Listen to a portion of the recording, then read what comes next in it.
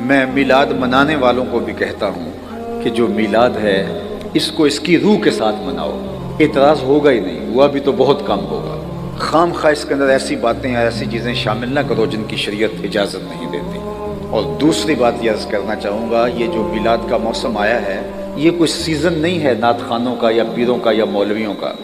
یہ جو سیزن ہم نے بنا لیا ہوا ہے کہ اس میں بہت سارے پیسے کمائیں گے، یہ سیزن نہیں ہے، یہ تبلیغ کا سیزن ہے. یہ حضور کے پیغام کے ابلاغ کا سیزن ہے، اور محبت کرنے والے عمل کے سانچے میں ڈھل جائیں.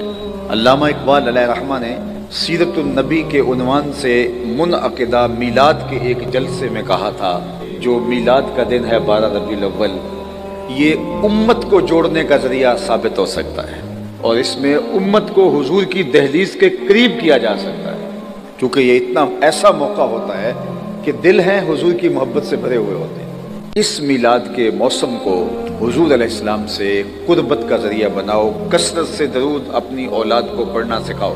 تو ہم جو میلاد کے جلسے ہیں، میلاد کے جلوس ہیں، اجتماعات ہیں، ان کو بس ایک کھیل کود کا ذریعہ نہ بنائیں، اس کو کثرت درود کا ذریعہ بنائیں.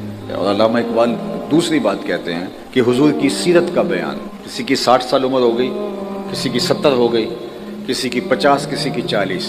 میں علماء سے کی بات نہیں کر رہا کیونکہ ہماری ضرورت ہوتی ہے، لیکن باقی جو عام عوام ہیں میں ان سے پوچھتا ہوں کہ آپ نے کتنی کتابیں جو ہیں وہ حضور کی سیرت کی پڑھی.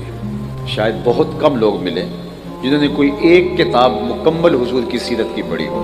تو بطور مسلم کیا یہ ہمارے لیے لمحہ فکریہ نہیں ہے کہ ہم اپنے آقا و مولا کی پوری سیرت آج تک نہیں پڑھ سکے؟ یہ ڈراموں کی سیریلز آتی ہیں تو ہم ساری کی ساری دیکھ رہے ہوتے ہیں، آپس میں لوگ صبح بات کر رہے ہوتے ہیں، پوری قوم اس طرف لگی ہوتی ہے. لیکن میں آپ سے سوال کرتا ہوں، کیا ہم میں سے کتنے لوگ ہیں جنہوں نے حضور علیہ السلام کی مکمل سیرت پڑھی ہوئی ہے؟